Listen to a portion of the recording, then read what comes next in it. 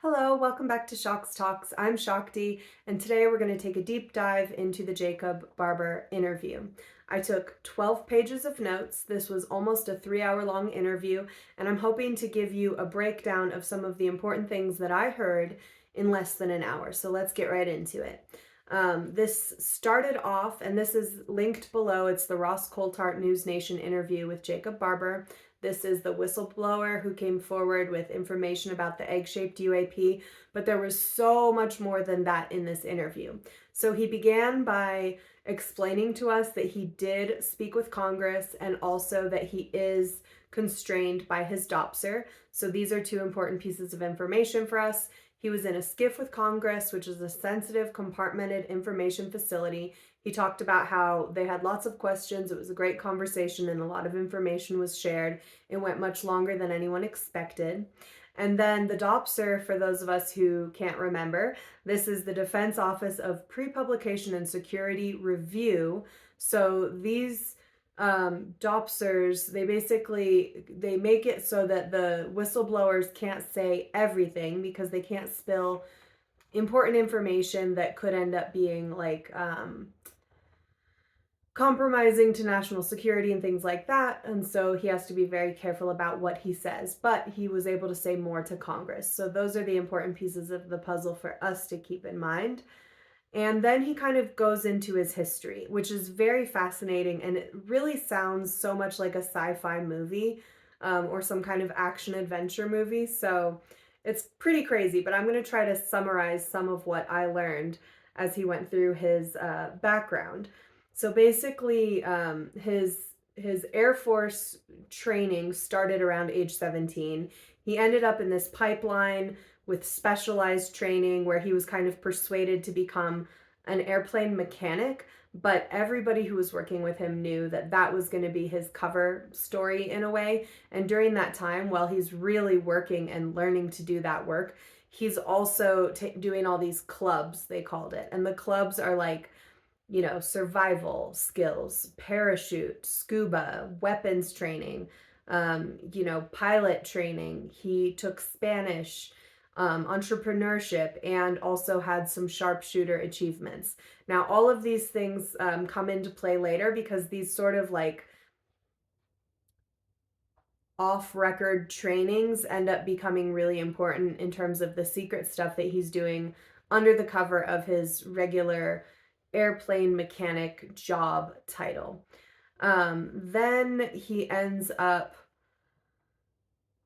becoming a part of what he called the red team. So he talked about these blue forces, which are the good guys, and the red forces, which almost have to like play the part of the bad guys to stress test the good guys in a way. So because of his special skills, he was basically used for pressure testing these other forces. I don't know what else to call them because I don't have any more details than that. So that's like one interesting tidbit, and that kind of comes back up later when he's talking about like how he got into this all in the first place through the GATE program, some weird stuff there. We'll get into that. But anyway, he calls himself a hidden hand. So what that means is the US government uses covert operators all the time, and that's kind of like essential to a lot of what they do. And so he is one of those people who has a whole cover, and the cover has to go layers deep, and then he's doing these other little special secret jobs when he gets the call. He talks about his priorities in this interview. He said, "I'm on the side first of my family and friends, second, the American people, and third, government and military, and only as long as they're taking care of the first two." So he's trying to lay out for us like where his allegiance lies. He's a patriot. He does, feel loyal to the government, but he said only as long as they're taking care of my family and friends and the American people. So if that's not happening, then maybe he's not going to be so loyal, is kind of what he was telling us. He never knew anything about aliens during his initial trainings. He never knew anything about these secret programs. And all that was happening for him in his career took a major turn right around 9/11. He said it's almost like the path like split ahead of him. He was not a part of the war on terrorism, but instead he was put in this other like direction, which ended up leading him to working for these secret programs. And he can't name the company that he worked for, but he said that they were supporting us with some new weapons tech that could disable vehicles and aircraft. And that was microwave pulse weapons. Him and Ross Coulthart get into a little conversation about how Ross Coulthart also had information about these microwave pulse weapons. He had never had any anomalous experiences leading up to this, and he said, well, he did grow up in the 70s and enjoyed all of the sci-fi works. He only saw it as pure fiction. He talks a lot about how important the Constitution is. He talks about the fact that Congress knows nothing about what is actually going on. And then he makes the statement, aliens are real. And this is something that Ross kind of prompts him to do a couple times, saying like, we are not alone. Like, we're not alone, right? And he's like, no, we're not alone. And he knows for a fact that aliens are real. There are aliens, there are craft, and he's been a part of recovering that craft. They do get into the semantics, aliens, NHI, there's no evidence for this, for that. We don't know what it really is, da da da da. But when he's really put on the spot, he does say like, yeah, they're real and there's something going on here. So he knows what he knows, but nobody knows everything when it comes to this. So something interesting is that even though he had learned how to fly in one of the clubs, he was not allowed to obtain a license because that would have broken his cover. So later on, he had to go back and learn how to be a pilot again so that he could obtain a real pilot's license now to do the work he's doing now. So they talk about that for a while. He talks about like he's a great businessman. A cover cannot be a shell. It has to be many layers deep. So the entrepreneurship, he was really able to make his own money and do a lot on his own. And then he was able to start running this company that was working with private contracts. And that's where he gets into this stuff more, where he ends up doing these recoveries. So I'm skimming. They bounce around a lot.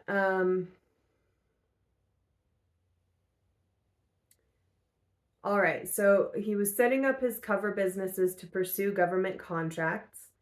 And he said most of the time you're just doing regular jobs, and then every once in a while you get that special call.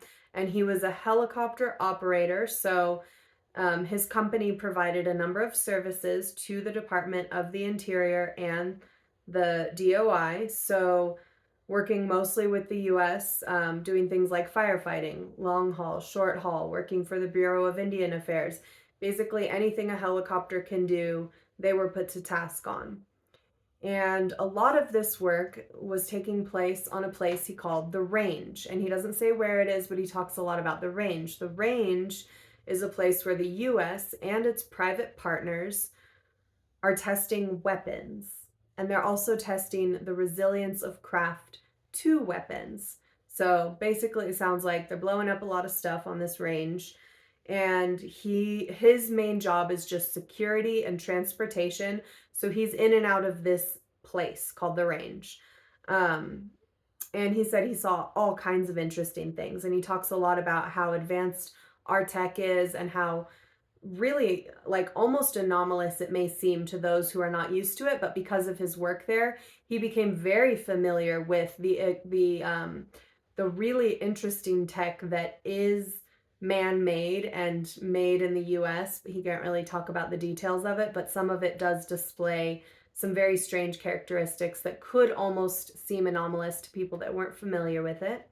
So this also tells us that he has a good foundation for being able to identify something truly exotic, because it would be outside of all of that other stuff that he's seen that most of the general public is not privy to. And skimming my notes.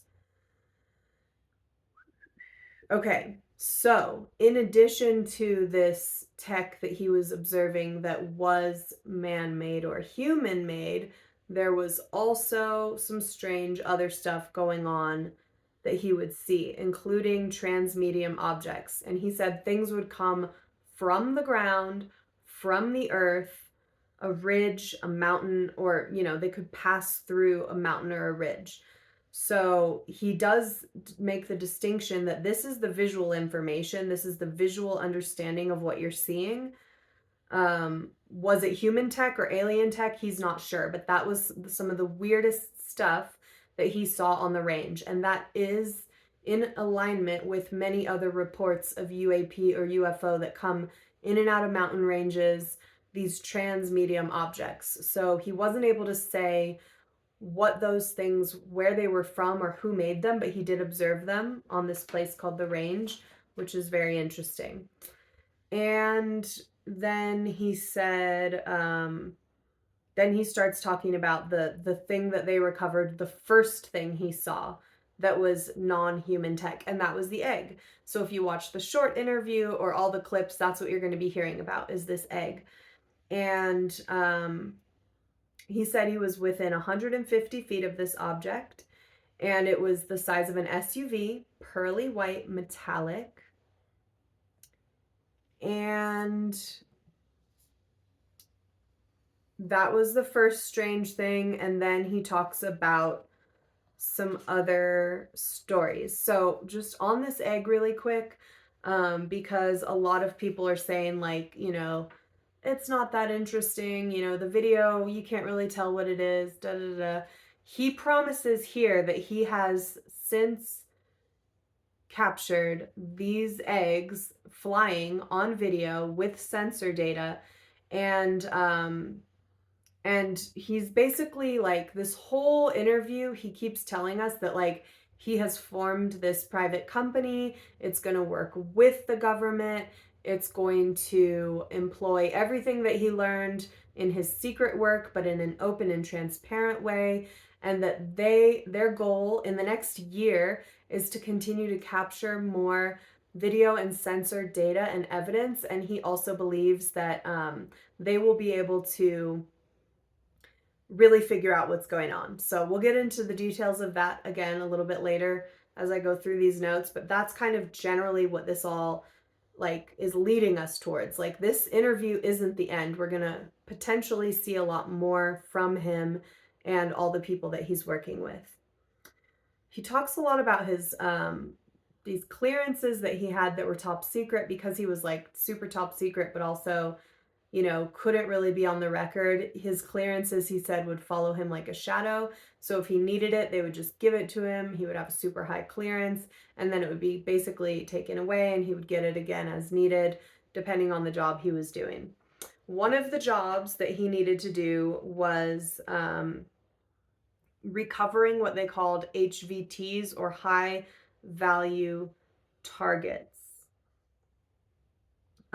Some of these were craft, and others were these tough books, which are these really, like, beefy briefcase style laptops with hard drives on them. So one of the other experiences that he had that ends up being really significant is recovering this craft that they called an 8-gon, which was like a disc craft with 8 symmetrical sections delineated by some kind of ridge. So skimming. So here's where he has, like, his kind of spiritual experience. He is in his helicopter, and they have these pick points. So there's, like, a crew on the ground preparing the cargo. You could imagine just, like, wrapping it up, getting all the hooks ready so that the helicopter can come by and just, like, latch onto it, pick it up, and then be able to take it away without that person having to go down on the ground and have any interaction. So there's multiple teams. There's, like, the pick point and the drop point, which is where you take it to and drop it off. So he is picking up this thing, and on his way towards it, he starts to feel extremely odd, he says, and emotional.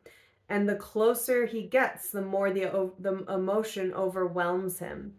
And this is a really interesting part of the interview, so you should watch it if you have the time. But he gets really overwhelmed even when he's telling the story. So he almost starts to cry again. He said, um, I feel a sense of my mother. I don't know how else to explain it. I feel this intense hybrid of sadness and happiness and beauty and song. And it was very disruptive to me. Now, you're hearing this man talk. He has a very specific, straightforward way of expressing himself. You really are getting the full picture of like the type of life he's led, the career he's had, how smart he is, how like intense he is, really, like the kind of intense jobs he's done. And then you see him just kind of melt into this emotional, soft-hearted kind of person in front of your eyes. And it's because he's recalling this really powerful experience. And he just said, like, I began to wonder what was wrong with me. I had a practical task to perform. As I came over the object for the pick, there was an overwhelming sense of emotion, an overwhelming sense of sadness, happiness. I felt like something connected with me. And he does a lot of gestures like this, almost to indicate like a beam coming down into his crown chakra or something. It's like you can tell he's indicating that this transmission was coming through him. He says like it felt like he was possessed. And he also talks about it like a frequency, not like an entity, but like a data stream, you know, it's like a frequency that he was picking up on. I felt like something connected with me, like something had tuned into me, and my soul was providing me some sense of guidance on what to do and how profound what I was doing was. It was so overwhelming, I began to cry. And then he just goes on to talk about how he basically had to just take one step at a time and do his job, but it was really difficult. And he had to drop the object off wherever it was meant to go. But he said, I felt like there was something inside of me. I felt like I was possessed by the most beautiful spirit I'd ever been possessed by. It was loving, but there was a sense of sadness at the same time. And it was a very feminine energy. It felt like the spirit of God, but not in any masculine sense. The feeling of my mother and daughter and beauty. It wasn't a soul, it was a frequency. He said he doesn't know if it was a thing. He's still trying to figure out why that happened. Whatever that force was, though, he says, has stayed with me. And as crazy as it sounds, it's what's guiding me now and protecting me. It has made me a more sensitive and aware person. Now, this is like typical of a lot of experiencer accounts, these overwhelming, almost spiritual moments. And we're going to break this down for weeks to come. But for today, I'm just going over what he said. He did mention that this frequency, whatever it was, it only targeted him. It connected to him, but no one else in the crew had similar effects. So that's an interesting point about this. It's like he was chosen in a way. And he said he doesn't believe there was a being in the craft. For whatever reason, he says, I do not believe there was a being in that craft. So this is where he gets into the psionics. So he talks about, because of being involved in other programs, he knew that there are these psionic components to the research and development of the UAP program. And now he goes back into his backstory again, and he goes all the way back to high school times. So psionics is like the psychic programs that we've talked about. We had a whole psychic season on Shocks Talks, so go back and look at the history. But now they're calling it psionics. It's all the remote viewers, all the same kind of stuff. And he says that he does believe he was screened for some special capabilities early on. And I think the reason it comes up at the interview at this point is because Ross Coulthart is trying to understand, do you think you were kind of targeted for that frequency because of your psionic abilities? So they go back to when he was young. He talks about his childhood. He had a really tumultuous childhood. This is very common of many US military remote viewers, because I've read their biographies and this is a common thread. People have gone through personal traumas, had a rough upbringing in some way or another. And he ended up talking about how when he was a kid, life was really hard. His parents were unstable in whatever ways. He didn't really elaborate, but he would tell each one that he was going to the other one's house and then he would bug out. So he's like, I was basically homeless, like living in the woods and living out on the streets, but I was like pretending that I was like a, a wild man or something. Like he was like, I had to pretend I was a survivalist, and that's what gave me pride in what I was doing. So that's already very, very unique, very interesting background. But his grandparents really came through for him, and he has a very emotional way of speaking about these men as well. And he also makes a point that, like, all of the men that he works with are these very confusing blends of masculine and feminine energy, because you think of these military guys as like hyper masculine, really one dimensional, but these really high level I was going to say assets, but I want to use a more human term, but these people who are picked for these special programs, they have really special aptitudes, and that includes a very balanced psyche. So this emotionality is not uncommon, and actually like a lot of his colleagues are a similar balance of like masculine and feminine energies or qualities, and he kind of expands on that in an interesting way throughout this interview. But he does talk about how he was put into the GATE program. That's like a gifted and talented kids educational program, which a lot of people have been through, but also there were some screenings going on in those GATE programs and probably in other programs as well. So he was pulled out of normal class. He got to do a private one-on-one program where they played games, he had creative classes, there was a private art teacher, he learned music. He said he had a very unique education experience. He did water polo and swimming and loved the competition and physical exhaustion. And he also got in a lot of trouble because he had a smart mouth. So he's painting a picture for us. But what you begin to understand is that this is obviously an extremely sensitive, emotional person who was highly intelligent, was given special training to enhance those capacities of like having a well-rounded ability to approach many different subjects, and also physical outlets. And so it's like a very holistic view of this person who was really excelling on every level. Survival, it was already implanted in him at a young age. He was a competitive athlete. He was strategic. He was expressive, musical, creative, and also he was a smart mouth and got into a lot of trouble, because if you're like ahead of the class in everything, you're going to be a bit of a smart ass, you know what I mean?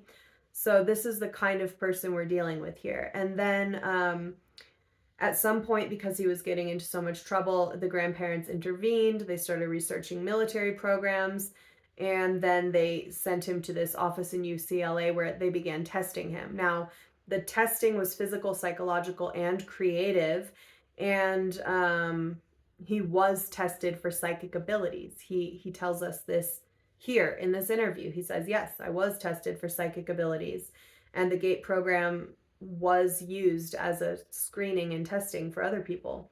And some others went into psionic programs. He was chosen for something else. He said, for whatever reason, I was not used in that way. My creativity was used for war games.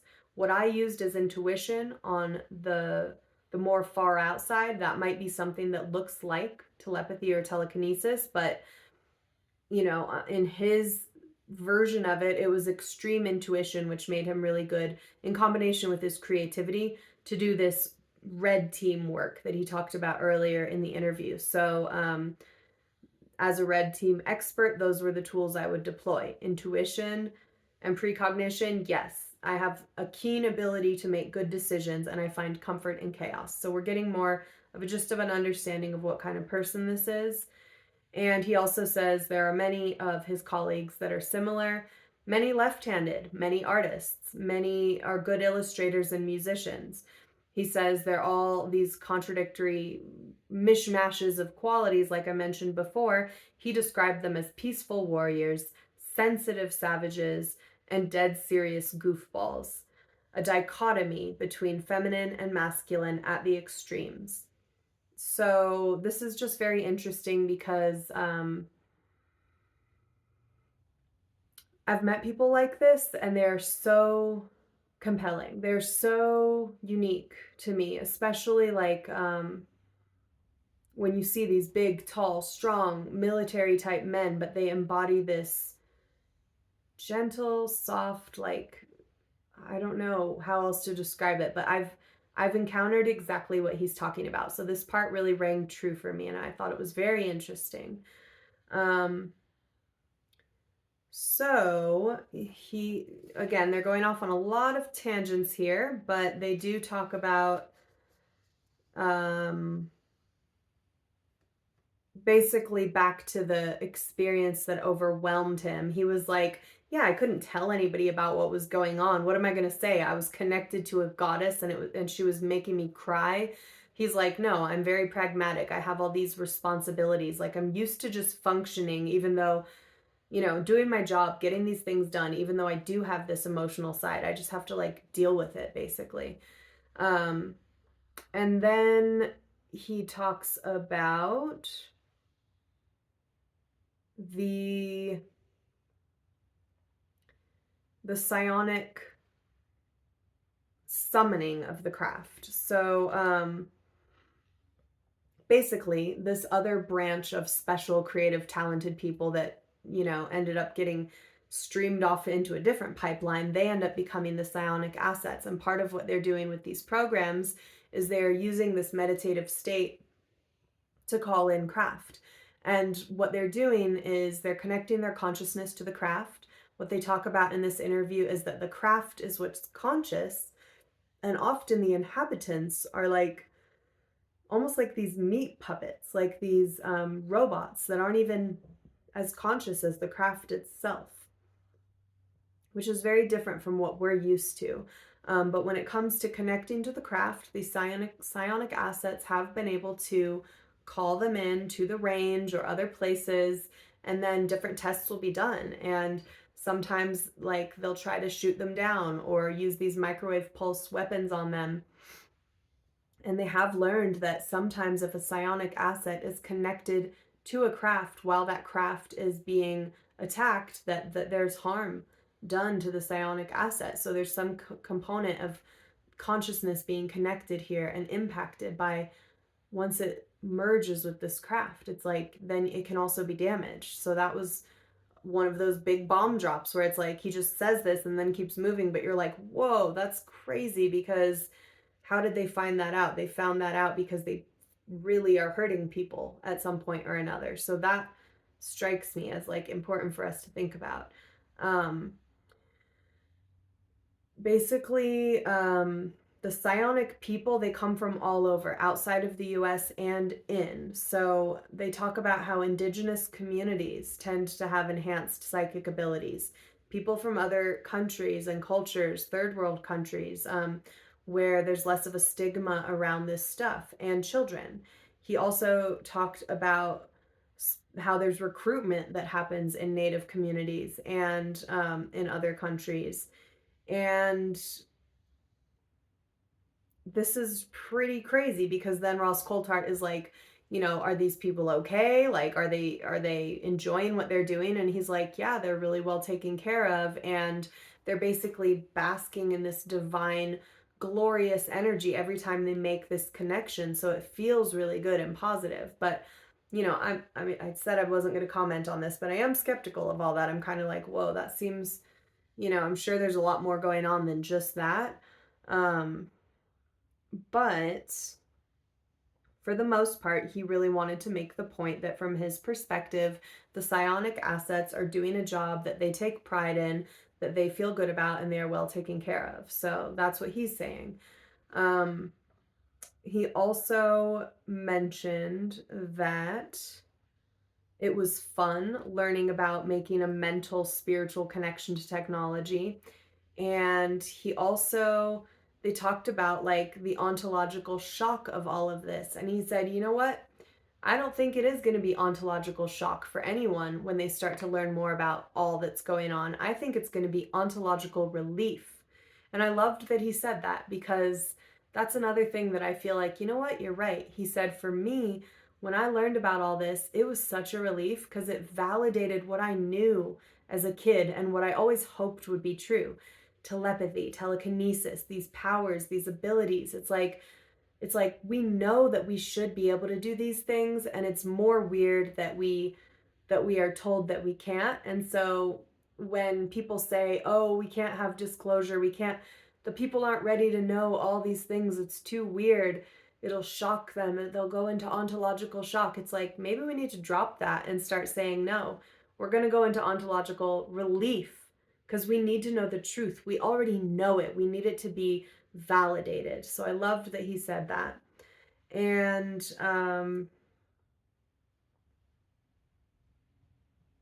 he talks a lot about love, and he says, like, you know what fuels every elite soldier? Love. It's what's behind all the strength. So again, kind of showing he's a big softy. He kind of like, he chokes up a little every time he's saying something like that, and you're like, okay, all right. And then yeah, that talking about the psionic assets, consciousness, in addition to psionic assets calling in the UAP, there's another mechanism he called a dog whistle. The dog whistle is like a lure, it's like a frequency or something that also some UAP are susceptible to. And so there's different things going on. Sometimes the dog whistle's calling it in, sometimes the psionic is calling it in, and then they can invite it to move. The psionic asset can use their consciousness to invite the UAP to move left or to move right or something like that, and measure the response. And he says, and so there's a cooperation going on here. He says that the intelligence behind the objects, whatever it is, ultimately he thinks it is working for us. And it's commonly talked about in this way that like we're getting a gift. They're something is letting us engage with it. It's letting us examine it or play with it in this way because it's trying to teach us something. So a whole lot to unpack there. But again, this is nothing new. People have been saying this for a long time in UFO history. That often these things don't crash, but they land on purpose, or they're dropped in a certain place for us to analyze. He talks about like blessing, how all the equipment has to be blessed. So again, there is definitely like a highly spiritual component to these secret operations, which seems bizarre, and it seems like spirituality should have no place in all this, but obviously it does because it's at the center of all of this, weirdly. And he talks again about his company as he's going through this part of the interview. He's just like, look, we're going to produce evidence in our new venture. We're backed by like all kinds of money people. We are going to collaborate with government agencies. So we're going to do it all transparently out in the open. And like, I've put together a team, and we have the money, the resources, the skills, the psionic assets. We've got it all. We're going to answer a bunch of questions. So that's what he's saying. We'll have to see what happens. And he keeps saying, he talks about this quote from like Matthew something, I don't remember exactly, but it says like, you will know us by our fruits. So basically like the proof is in the pudding. Keep an eye on us. We'll show you what we're up to. So let's find out. Let's see if that's true.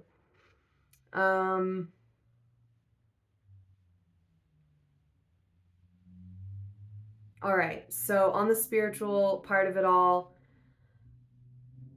when the psionics mentally engaged, what did they tell you about it? This is the Ross Coulthart question, and he says they refer to it as they. So the NHI or the entities, they call it they, so it feels maybe like a collective of some kind, something like angels and demons. There seems to be good energies and bad energies. Even on the psionic side, we're still trying to figure out what it is. Now, I think this is a really important part because even though he had an overwhelmingly positive experience, not everyone does. Other psionic assets are saying it's like angels and demons. It's a double-edged sword. We've got a lot going on here. And when Coulthard asks him, like, if he's had any experiences or knows of anyone who's had a negative experience, he's like, you'll have to ask them.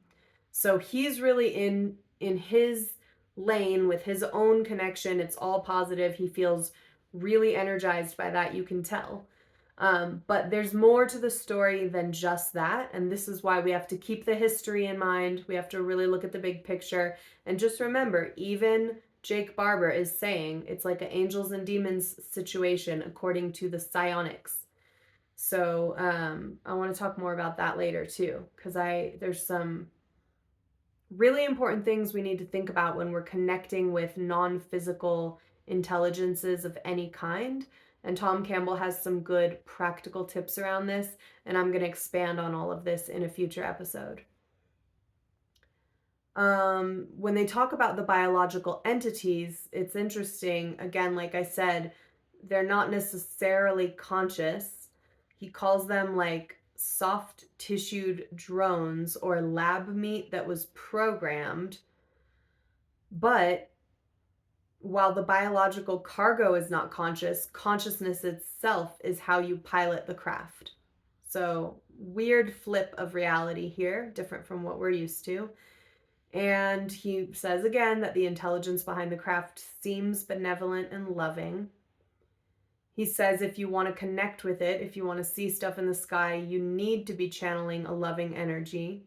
And sometimes there can be individuals in the group who throw off that vibe and then it's not successful. So I think at this point, he's starting to talk about the experiments that he's doing with his own team, his own psionic team, and they are calling in craft in order to capture evidence. So this is what they're doing in their private company.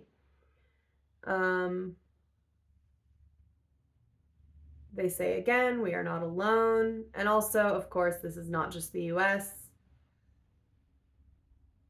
He says the skies are not classified and your consciousness can't be redacted.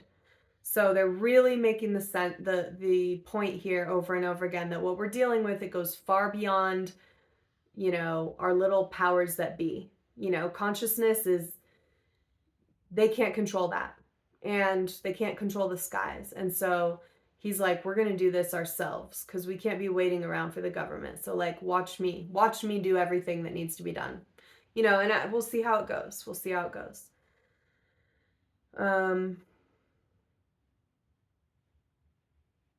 He also says that the NHI can connect to whoever the hell they want. So this is why many other experiencers say things like disclosure is not going to come from the government. It's going to come from us. And in a recent Whitley Strieber interview, which I linked below, he said disclosure, like it's going to happen in your mind. Like you're going to get your own direct knowledge, your own direct connection. And I think there's some truth to that. But again, I think that's why we have to all start really consciously, carefully considering what it means to connect to such a powerful non-physical intelligence and how to safely navigate that connection. So we're going to talk about that more in future episodes. But Jacob Barber does keep saying that like the NHI can do whatever they want basically. And anyone who has the will to believe, the money to invest, the skills, they could set up their own crash retrieval programs. And that's exactly what he's doing. And he also says the NHI does not hold itself out exclusively for the US. So throughout the course of this entire interview, what he's painting a picture for us that to me almost seems like this NHI is like checking out everybody to see who is going to cooperate with us in the way that we want. Like we think we're finding out stuff about them. I think they're finding out stuff about us.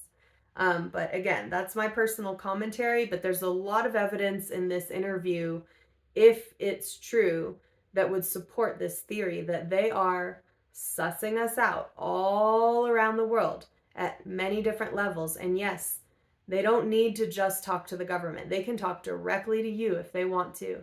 And maybe they are, maybe they have, And then what do we get into next? Talks a lot about secrecy versus privacy, which was interesting. And then he gets into this story about the tough books. So basically, this is the turning point that caused him to stop doing his job. He got involved in a really serious job, basically a pickup of these tough books that were somewhere in the high Sierras, and a bunch of weird stuff started happening. The intelligence was shifting, the communications were different than normal. He knew this was a really big deal. Then later on it ended up seeming like a setup. I'm not going to go through every detail of his story here because it almost doesn't matter, but this was the final straw for him when he broke away from all of that and said, like, I'm out. And he's still trying to figure out what happened during that time. So he's in that process still. And it sounds like maybe some really important evidence or data was on these hard drives, and there was some kind of fight over the hard drives. And there were 6 that were supposed to be recovered. Only 2 of the tough books were recovered. Those 2 were missing the hard drives. So it's like a very James Bond kind of story. It's very interesting. You should definitely listen to it.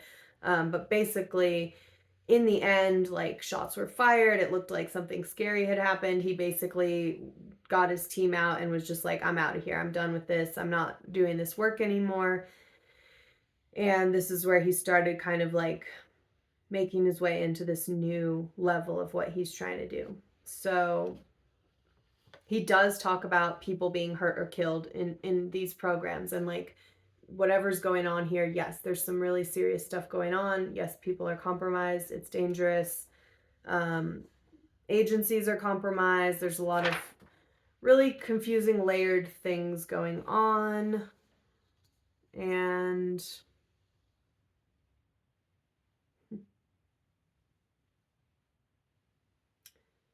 he talks about cases from the past. Like, they get into an interesting conversation about Rendlesham Forest and how that specific incident had like all the evidence they need, but it wasn't handled right. And so now, again, the reason for his private company is to be able to gather all the right evidence in a very straightforward way and be able to prove things that we weren't able to prove from the past because of all the secrecy and convoluted back and forth that was going on around these things. He basically just says we need to leave the past in the past and just keep moving forward, which seems pretty smart to me. And you can watch my episode on Rendlesham Forest in the UFO deep dive if you want to get more details about what that was all about. And yes, people can be hurt. He did go through some serious radiation poisoning with one of the things that he was transporting. He doesn't know what it was. It was in a mystery box, and he's being treated for that now by Dr. Gary Nolan, who started the Soul Foundation. So that's something that's going on. They're creating a connection there. And he does talk about Stephen Greer. He does say that Greer has been 30 years ahead of everyone else on a lot of the details of this subject, and that his CE5 protocol is very similar to what they are using in these psionic programs. He talks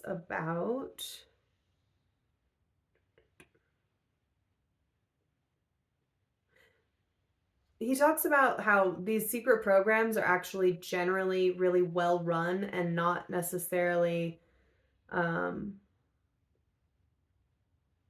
as dark as people make it out to be. He said they are ethical, but every once in a while there's some bad apples, and it doesn't take many bad apples to ruin the bunch. And then they get into this really interesting story that this guy, Michael Herrera, told. So Herrera was someone who was brought to like one of these conferences that he happened to be at, and he had a whole story about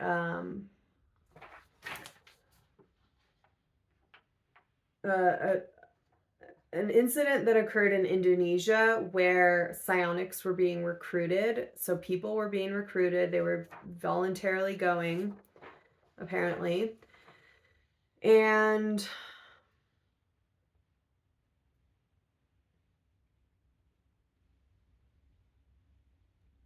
basically,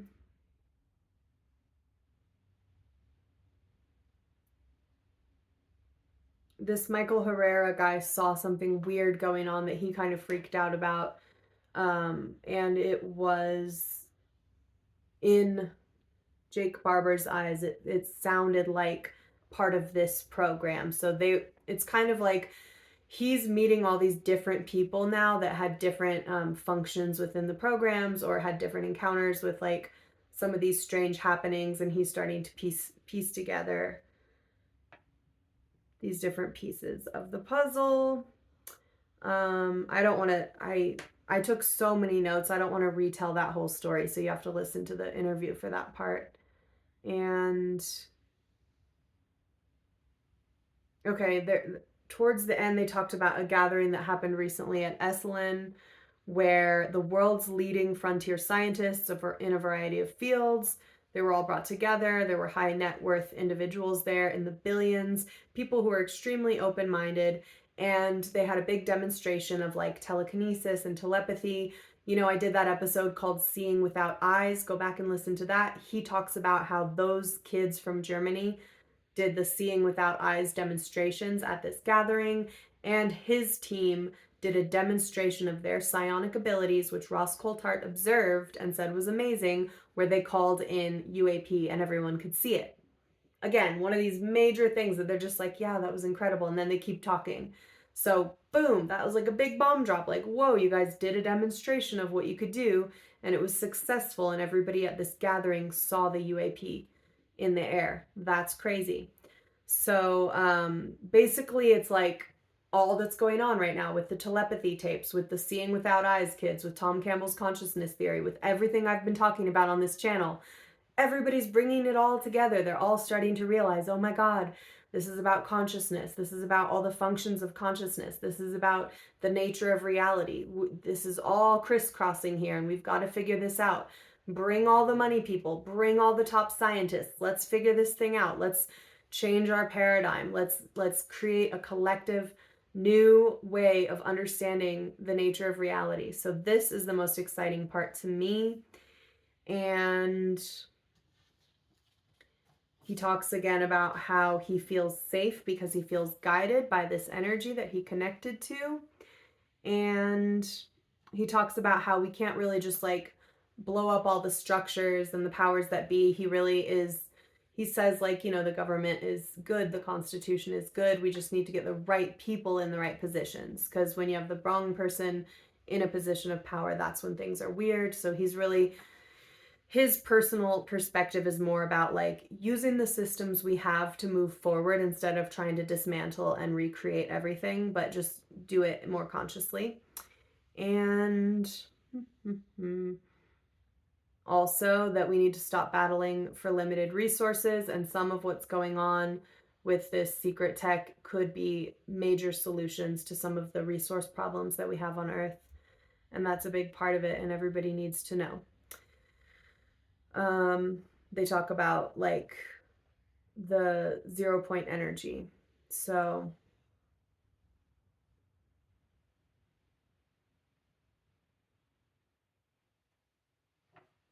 in the end, Ross Coulthart asks him, like, what is your dream for the future? He said, like, I'd like to be just driving down the highway and I see a billboard recruiting kids into a career field for UAP research and study, for psionic studies, for traveling to other galaxies.